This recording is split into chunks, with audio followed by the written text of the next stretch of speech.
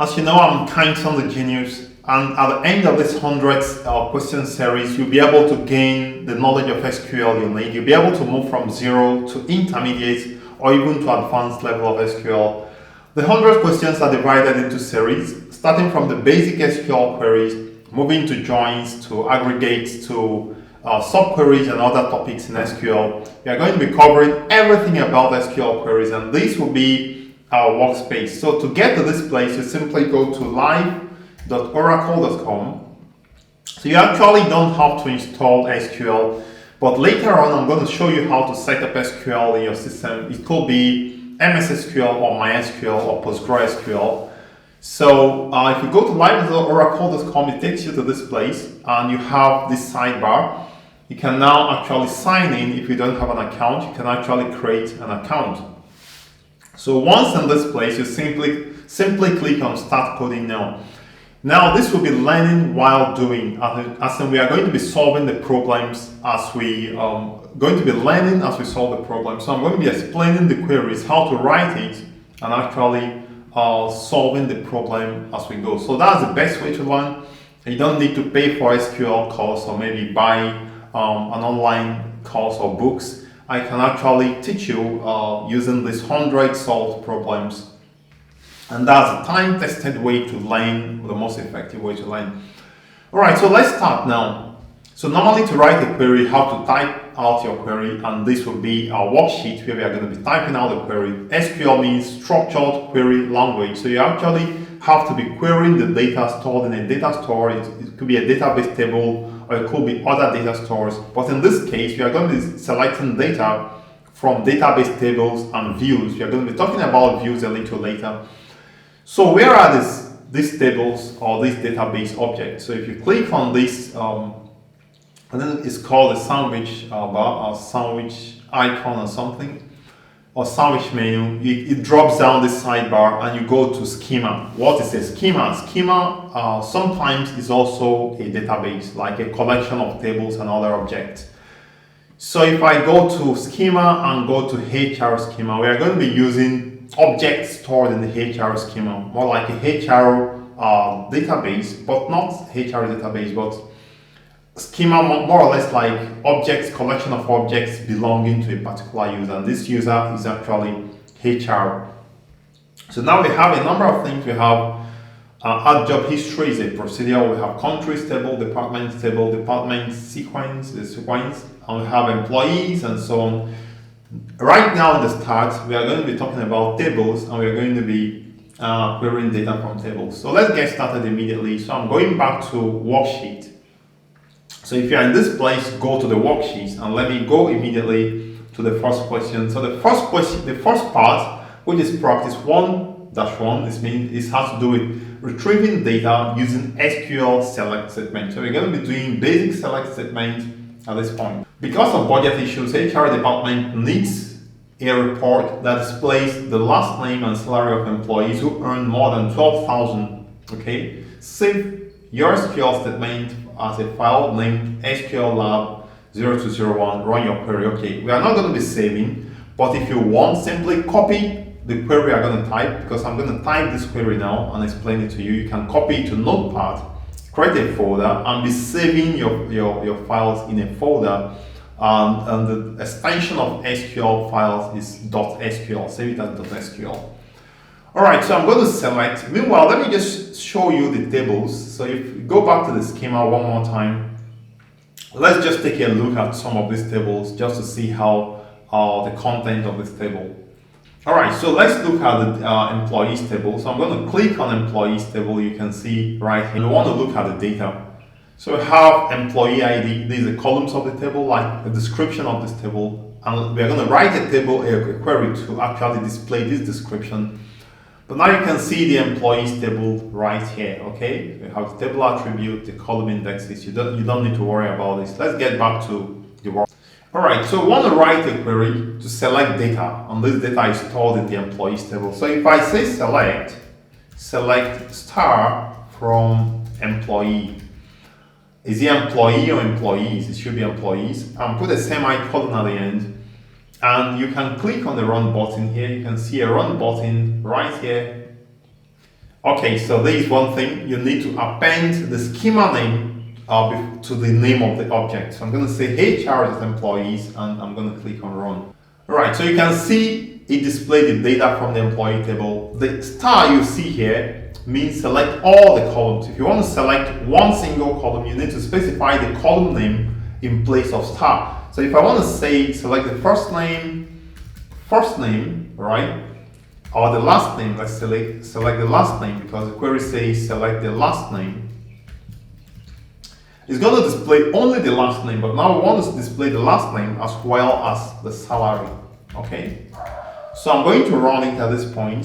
Sorry, you can actually put this in a new line, so I'm going to run. Now it's going to display only the last name and the salary. Okay, so you have the select statement, you have also the from clause, you have the select statement, the from keyword or from clause. And I want to now put a where clause. A where clause is used to filter your output to actually select based on certain criteria. In this case, we are going to select for employees where the salary is more than $12,000. So I'm going to say where. Again, this is a practical class, so please do the same thing as I do it. If you're a beginner, please follow the procedures exactly the way I'm typing it. The more you type, the more you become proficient and it becomes clearer to you. If you are an intermediate or a programmer, you can actually skip ahead. You can see the links to skip ahead to different sections of this series. So where salary is greater than 12,000, and that should be what we want here. So in this case, it's going to display the salary for all employees who earn more than 12,000. Moving on now to the next question. The next question says open new worksheet, create a report that displays the last name and department number for employee number 176. The last name and employment number for employee number 176. So we are going to say where. Now the employee number is the same as the employee ID. So if I just show you something new now, just copy this to the clipboard and I say describe employee HR.employee. It's going to tell us the columns available in this table, and this time we want to display the employee ID. That's what they call we want to display the last name and the department number. The department ID is what we have as the department number for employee with employee ID 176. So the query is going to be something like this: select last name and department number, department ID, that's what they call department number here, for employee number 176. So I'm going to say from, you have to specify from the table you want to select, from HR.employees, where this time is where the employee ID is equals 176. So you can see the same set of clauses. ID is equal to 176 and you close with semicolon. I'm going to run it now. So it's going to display this detail for employee number 176. Alright, so if you want to also check, you can actually put the employee ID here. So I'm going to also put it here so that you see that it actually selected for employee number 176. Let's see. So you can see that the employee ID is number 176. I'm moving on to the next question. The HR department need to find, give me 1 second, this thing keeps moving. The HR department need to find the high salary and low salary employees, okay? Modify lab 0201 to display the last name and salary for any employee whose salary is not in the range of 5,000 to 12,000. And you save your result. Now, so we want to display the last name and the employee ID. Display the last name and the salary. You want to select last name and salary. So we want to filter this time where the salary is within the range of 5,000 to 12,000. So where salary between, so you have to use a between keyword. That's a new keyword you have to learn now. between 5,000 and 12,000. I'm going to run this query. I'm going to also only display for between these two range, but the same the question says where the salary range is not in this range. So to do that, simply use not between, and it's going to give you the correct result. I'm going to move on to the next one. It says, see, create a report to display the last name and job ID and hire date for employees with the last name of Matos and Taylor, and order your query in ascending order by hire date. Alright, so we want to display the last name and job ID. Alright, so the last name and the job ID. Okay, so from employees, this time we're also going to filter this time where the last name, this time I'm going to show you that you can use something called membership operator. So where the last name in, when you say in, you specify the two or the list of items where you want this, the filter, to be the filter criteria. So it's going to be Matos in single quotes and Taylor as well in single quotes. I'm going to pause, put a semicolon, and then run it. Missing expression, select last name job ID from HR to employee where last name so it's not actually square brackets, but it's a normal bracket or rounded braces. I'm going to run it one more time, and it's going to give us the correct result. And see, now I have where the last name is Matos and Taylor, but you can also use or where the last name is equal to Matos or the last name is equal to Taylor. So you can say where last name is equal to Matos or last name equal to Taylor. So this is also going to give you the correct result. So I'm going to run it now. So I'm going to take out this last braces here, and I'm going to run this query now. And it also gives us the same correct result. I'm going to move on to the next question right now. Display the last name and department ID for all employees in department 20 or 50 in ascending alphabetical order of by name. Okay, so this time we want to sort.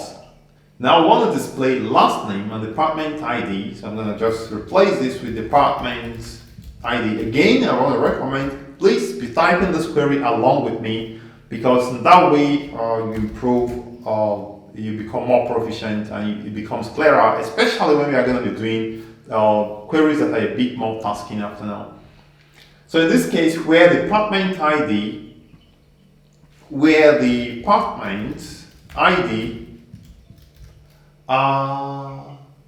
in department 20 or 50. So you can also say where department is equal to 20 or department ID is equal to 50. But I normally like using the membership operator like this, where department in 20 or 2050, like this, with a semi and run it. So it's going to give us the last name and employee for the employees where their department ID is in department 20 or 50. But then they want us to order it by alphabetical order of name.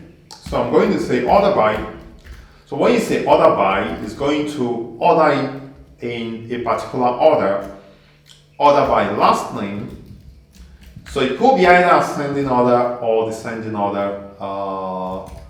If you don't specify anything, then it's going to order it in ascending order, alphabetical order. But if you specify something like ASC, it's going to also order it by ascending order. If you specify DESC, it's going to sort it by descending order. So I'm going to run it now, and we are going to order by. So there has to be a by keyword here. So it's going to give us this result ordered by, you can see last name Atkinson, Bell, Basalt, Bull, Cabrini. So it's ordered now in alphabetical order. I'm moving on to the next query now. Modify the lab 0.lab-02-03.SQL to display the last name and salary for employees who earn between 5,000 and 12,000. Okay, and I'm department 20 or 50. Okay, that's interesting. So last name and salary for employees who earn between 5,000 and 12,000. So I'm going to actually say where department is in 20 or 50, that is fine. But first we want to say where the salary between 5,000 and 12,000. And so if you want to use a second condition, in this case, you have to use and. So you don't have to use a second where clause, you simply use and. And department ID is 20 or 50. Permit me to kind of increase this a little bit. Again, the run button is kind of hidden here, but in my keyboard, if I press Command Enter, it's the same as clicking on the run button. So I'm actually using the keyboard to actually click on the run button. All right, so label the column. Give me 1 second. So let's take out this order by clause. All right, so let's run it first to make sure everything works here. So for employees in department 20 or 50, and they aim between 5,000 and 12,000, and I'm going to run it, and let's see. The next thing they want us to do, yeah, so this is correct. And the next thing they want us to do is to label the columns employee and monthly salary. You can see the column names here are last name and salary, but they want us to label it as employee and monthly salary. To do that, you simply specify, just immediately after the column name, specify the name in single quotes that you want to use as a column name of that particular column. So in this case, they want us to use employee as a label, and the same thing in salary. We'll give monthly salary in single quotes as well, and that's exactly what they require. I'm going to run it now. All right, so basically, I think I made this mistake sometime. You have to enclose the alias or the column header alias or the column name alias in double quotes and not single quotes. Now this as keywords is not compulsory, so I'm going to remove it as well. If you want, you can have it there, but it's actually not compulsory, so I'm removing it. All right, I'm moving on to the next question. The HR department needs a report that displays the last name and hire date for all employees who were hired in 1994. Okay, so who were hired in 1994? I'm going to show you how to do it. We need the last name and hire date. So let's first display the last name and hire dates. Okay, from HR's employees, let's take out the conditions here and let's run it first. Let's see what we have. Yeah, so how the hire date to be this. Now, how do we filter by dates? In this case, we see that there's no 1994 spelled out the way it is completely. So most likely part of the hire date is 94, just 94. So we are going to select where the hire date is like 94. I mean, contains 94, right? So I'm going to say where hire date